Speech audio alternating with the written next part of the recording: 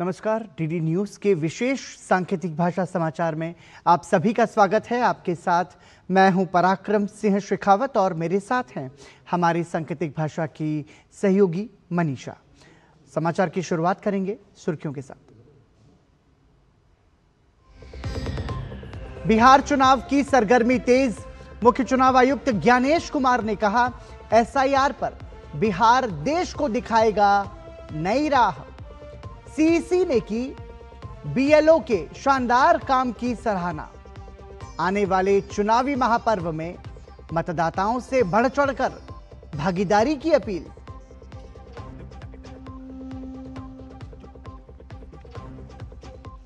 गृह मंत्री अमित शाह का महाराष्ट्र दौरा। गृह मंत्री ने कोपरगांव में मल्टीफीड सीबीजी प्लांट का किया उद्घाटन और कार्यक्रम में कहा, भारत के चीनी सहकारी कारखानों के लिए खुला है नया रास्ता।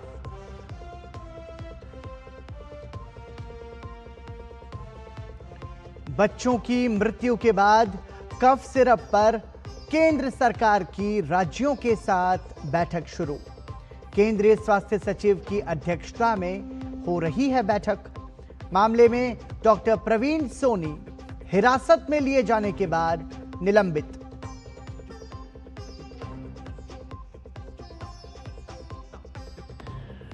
पश्चिम बंगाल के दार्जिलिंग में बारिश से भारी तबाही।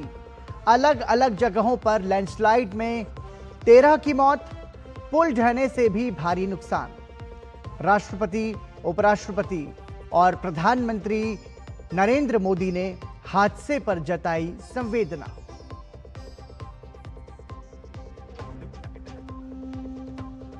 आईसीसी महिला क्रिकेट विश्व कप में चिर प्रतिद्वंद्वी भारत और पाकिस्तान के बीच मुकाबला जारी। 73 रन पर भारत के 2 विकेट गिरे। हरलीन देओल और हरमनप्रीत कौर क्रीज पर मौजूद।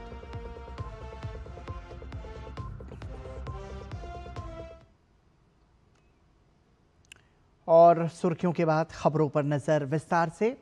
बिहार चुनाव की तैयारियों का जायजा लेने के लिए मुख्य चुनाव आयुक्त ज्ञानेश कुमार के नेतृत्व में चुनाव आयोग की 16 सदस्यीय टीम शनिवार से बिहार के 2 दिन के दौरे पर है।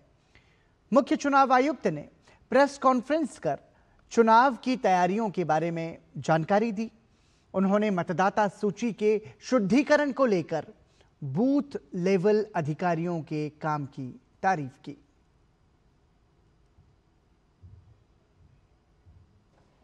बिहार में मतदाता सूची के शुद्धिकरण का कार्य हुआ। बिहार के 90,217 बूथ लेवल ऑफिसर्स ने एक ऐसा कार्य किया जो कि पूरे देश में अनुकरणीय है। जैसे कि विश्व को बिहार की वैशाली ने ही गणतंत्र का रास्ता दिखाया था, वैसे ही आप सभी लोग मिलकर अब देश को मतदाता सूची को शुद्ध करने के कार्य के लिए प्रेरणा का स्रोत बढ़ेंगे। मुख्य चुनाव आयुक्त ने बिहार के मतदाताओं का आह्वान करते हुए कहा कि जैसे हम त्योहारों को मनाते हैं, उसी तरह हम सभी लोकतंत्र का महापर्व भी मनाएं।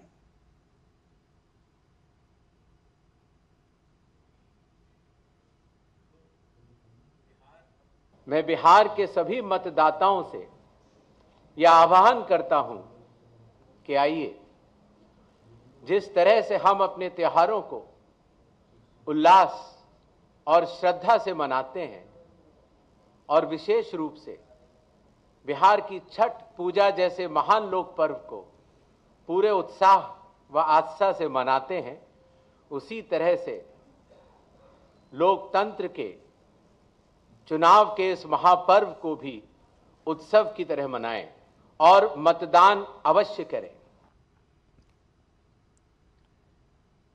मुख्य चुनाव आयुक्त ने बताया कि 22 नवंबर को बिहार विधानसभा का कार्यकाल खत्म होने से पहले चुनाव संपन्न करा लिए जाएंगे।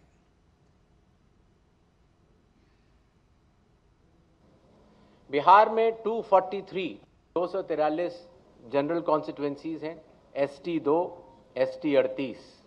बिहार के विधानसभा की कालावधि 22 नवंबर तक समाप्त हो रही है और उसके पहले ही चुनाव संपन्न होंगे। चुनाव आयोग ने चुनावी प्रक्रिया के दौरान मतदाताओं को होने वाली कठिनाइयों को ध्यान में रखते हुए कुछ महत्वपूर्ण कदम उठाए हैं। इन उपायों का उद्देश्य मतदान प्रक्रिया को अधिक सुगम और सुलभ बनाना है।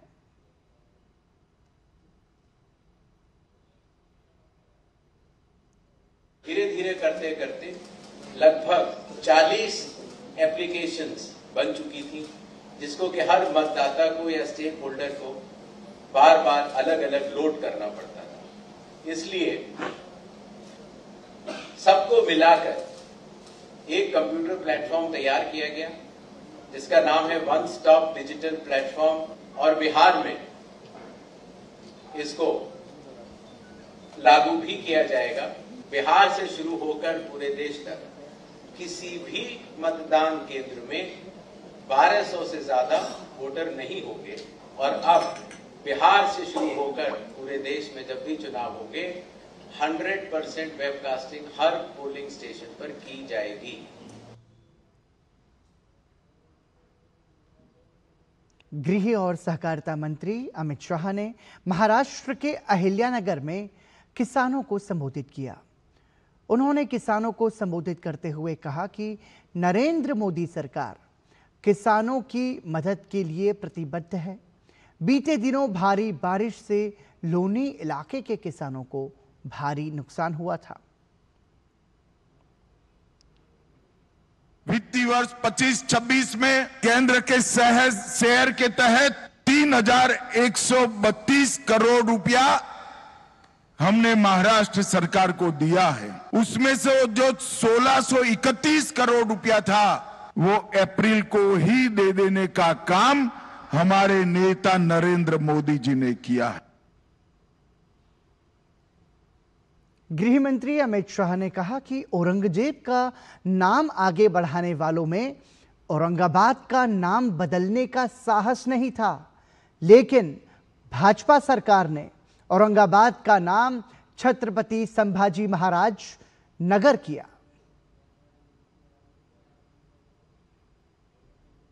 जब एकनाथ जी मुख्यमंत्री थे, देवेंद्र जी उप मुख्यमंत्री थे, भाजपा सेना सरकार ने औरंगाबाद का नाम भी बदला और यहां अहल्याबाई का नाम भी रखा। ये वही लोग कर सकते हैं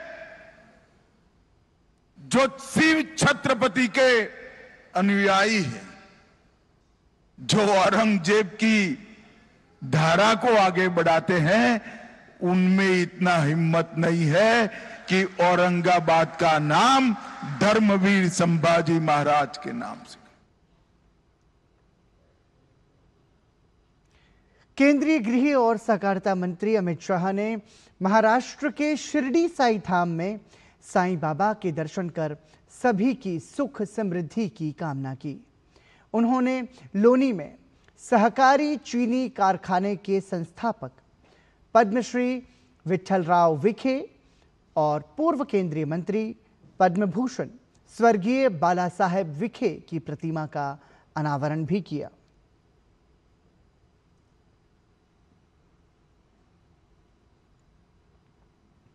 बिहार में अब बहुत जल्द चुनाव की तारीखों का ऐलान होगा।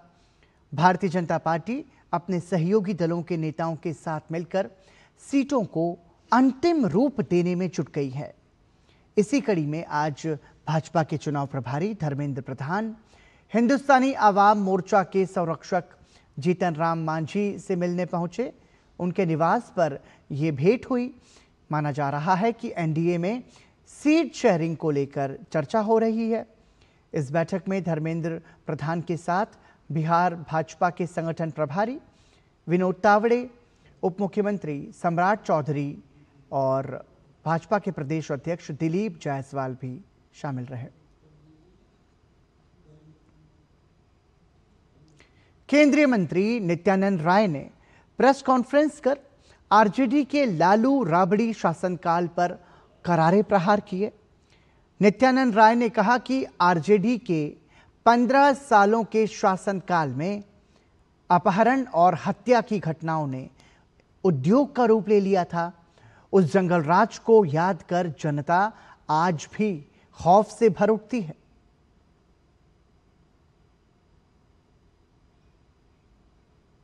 उन्नीस 1990 से 2005 तक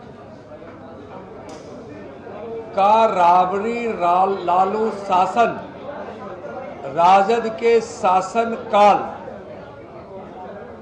जंगल राज के रूप में था।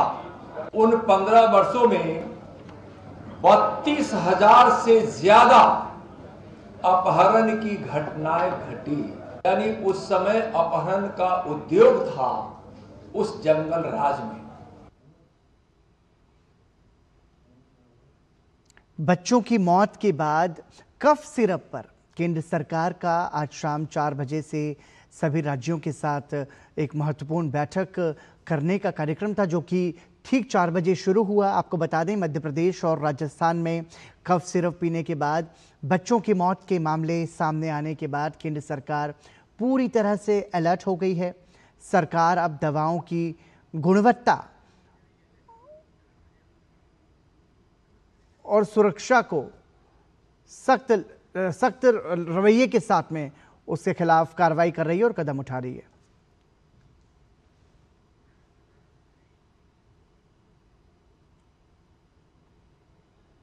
कफ सिरप के कारण 10 बच्चों की मौत के मामले में कफ सिरप बनाने वाली कंपनी और दवा लिखने वाले डॉक्टर पर 3 धाराओं में मामला दर्ज किया गया है। डॉक्टर प्रवीण सोनी सरकारी डॉक्टर होते हुए भी निजी क्लिनिक में प्रैक्टिस कर सिरप प्रिस्क्रिप्शन में लिख रहे थे। डॉक्टर प्रवीण सोनी के खिलाफ परासिया थाने में 3 धाराओं में मामला दर्ज किया गया, जिसके बाद मध्य प्रदेश के छिंदवाड़ा जिले के परासिया से डॉक्टर प्रवीण सोनी को स्पेशल टीम ने गिरफ्तार कर लिया। राजस्थान और मध्य प्रदेश में कफ सिरप के कारण बच्चों की मौत के संबंध में केंद्र की एडवाइजरी के बाद राज्यों ने सतर्कता बढ़ा दी है। तमिलनाडु के बाद मध्य प्रदेश, उत्तर प्रदेश, दिल्ली और केरल ने कोल्ड्रिफ कफ सिरप के उपयोग पर रोक लगा दी है। झारखंड ने भी इसकी बिक्री को प्रतिबंधित कर दिया है, तो वहीं उत्तराखंड में दवा की दुकानों पर छापेमारी की जा रही है। छिंदवाड़ा के एसपी अजय पांडे ने बताया कि प्रशासन कार्रवाई कर रहा है, किसी भी दोषी को बख्शा नहीं जाएगा। कल एक मुकदमा कायम किया गया है परासिया थाने में। मुकदमा जो है 105 BNS 276 BNS 27A drug and cosmetic act, इसके तहत जो है इसमें मुकदमा पंजीबद्ध किया गया है। जो मैन्युफैक्चरर है वो तमिलनाडु की कंपनी है, श्रीशान फार्मास्यूटिकल कांचीपुरम की कंपनी है। तो उसके खिलाफ भी मुकदमा रजिस्टर किया गया है और जिसमें जो डॉक्टर जिसने की प्रिस्क्राइब की थी मेडिसिन, डॉक्टर प्रवीण सोनी, उनके खिलाफ जो है भी मुकदमा कायम किया गया। उत्तर बंगाल में मूसलाधार बारिश ने हालात बेहद गंभीर बना दिए हैं। कई जगहों पर भूस्खलन से सड़कें ध्वस्त हो गईं और जनजीवन अस्त व्यस्त हो गया है। दार्जिलिंग में एक पुल के ढहने से भारी नुकसान हुआ। वहीं अलग अलग जगहों पर हुए भूस्खलन और मकान ढहने की घटनाओं में अब तक 13 लोगों की मौत की पुष्टि हुई है। सिलीगुड़ी के पहाड़ी इलाकों का बाकी क्षेत्र से संपर्क लगभग पूरी तरह से टूट गया है। दार्जिलिंग के बिजनबाड़ी के पुल बाजार इलाके में एक सड़क धंस गई, जबकि अलीपुरद्वार और जलपाईगुड़ी में बाढ़ जैसे हालात पैदा हो गए हैं। कई पर्यटकों के फंसे होने की भी आशंका जताई जा रही है। दूधिया पुल का एक हिस्सा बह जाने से सिलीगुड़ी और मिरिक के बीच सीधा संपर्क टूट गया है। इसके अलावा ऋषिखोला और पेडोंग में भूस्खलन ने सड़कों को अवरुद्ध कर दिया है। दार्जिलिंग को अन्य इलाकों से जोड़ने वाला राष्ट्रीय राजमार्ग 10 भी बंद हो चुका है। हालात की गंभीरता को देखते हुए राष्ट्रीय आपदा प्रतिक्रिया बल, गोरखालैंड टेरिटोरियल एडमिनिस्ट्रेशन और सेना की टीमें राहत और बचाव कार्य में जुट गई हैं। युद्ध स्तर पर चल रहे इस अभियान के तहत प्रभावित इलाकों से लोगों को सुरक्षित स्थानों पर पहुंचाने के प्रयास किए जा रहे हैं। प्रशासन ने लोगों से अफवाहों पर ध्यान न देने और संयम बनाए रखने की अपील की है।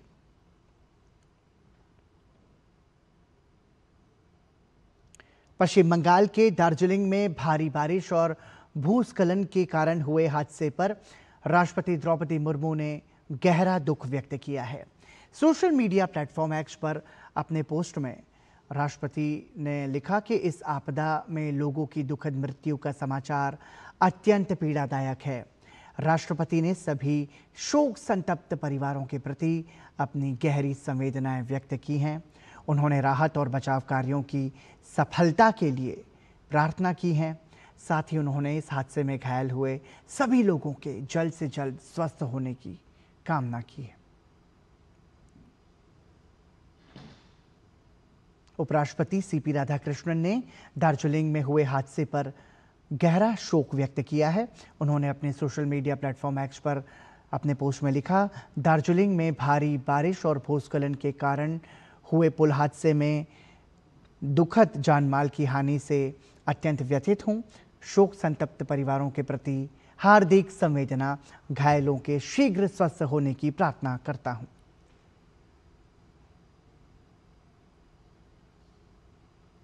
दार्जिलिंग में हुई दुर्घटना पर प्रधानमंत्री नरेंद्र मोदी ने भी गहरा दुख जताया है। सोशल मीडिया प्लेटफॉर्म एक्स पर पोस्ट करते हुए प्रधानमंत्री ने अपने संदेश में लिखा, दार्जिलिंग में पुल दुर्घटना में हुई जनहानि से अत्यंत दुखी हूं। जिन लोगों ने अपने प्रियजनों को खोया है उनके प्रति संवेदना, घायलों के शीघ्र स्वस्थ होने की कामना करता हूं। भारी बारिश और भूस्खलन के मद्देनजर दार्जिलिंग और आसपास के इलाकों की स्थिति पर कड़ी नजर रखी जा रही है। हम प्रभावित लोगों को हर संभव सहायता प्रदान करने के लिए प्रतिबद्ध हैं। उत्तर प्रदेश के वाराणसी में आज से अंतर्राष्ट्रीय धान अनुसंधान संस्थान अपने दक्षिण एशिया क्षेत्रीय केंद्र वाराणसी में डायरेक्ट सीडेड राइस कॉन्क्लेव 2025 का आयोजन कर रहा है। ये 3 दिवसीय कार्यक्रम 5 से 7 अक्टूबर तक चलेगा, जिसमें भारत समेत कई देशों से 300 से अधिक प्रतिभागी शामिल हो रहे हैं। इस सम्मेलन में नीति निर्माता, वैज्ञानिक, निजी क्षेत्र के विशेषज्ञ, गैर सरकारी संगठन और किसान प्रतिनिधि भाग ले रहे हैं। इसका मुख्य उद्देश्य धान उत्पादन में पानी, श्रम और लागत की बचत करने वाली डायरेक्ट सीडेड राइस तकनीक को व्यापक स्तर पर अपनाने की रणनीति तैयार करना है।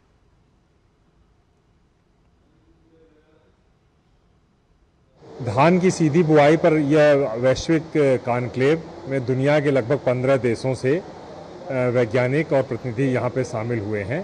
5 अक्टूबर से 7 अक्टूबर तक धान की सीधी बुआई पर क्या अनुसंधान होने चाहिए, कैसे उन अनुसंधानों को किसानों के खेत तक पहुंचाया जाए, एवं जो एक ग्लोबल ट्रेंड है इस समय की धान की खेती को किस तरह से हम लो कार्बन इमिशंस और जो ग्लोबल मीथेन इमिशंस के खतरे को देखते हुए जो कार्बन फुटप्रिंट को कम करना है, उसके बराबर कैसे धान की खेती को हम उसको करें, और जिसमें कि सीधी बुआई एक महत्वपूर्ण अवयव है, उसको बढ़ाते हुए कैसे हम चारों तरफ DSR का प्रसार किया जाए। Knowledge and experience from different country, and it would be very useful for develop more and more activity in order to promote DSR in Cambodia. So we are strongly support and very happy to bring all those technology to Cambodia. और इसी के साथ दूरदर्शन समाचार के विशेष सांकेतिक भाषा समाचार में अभी के लिए इतना ही। मुझे और हमारी सांकेतिक भाषा की सहयोगी मनीषा को दीजिए अनुमति। नमस्कार।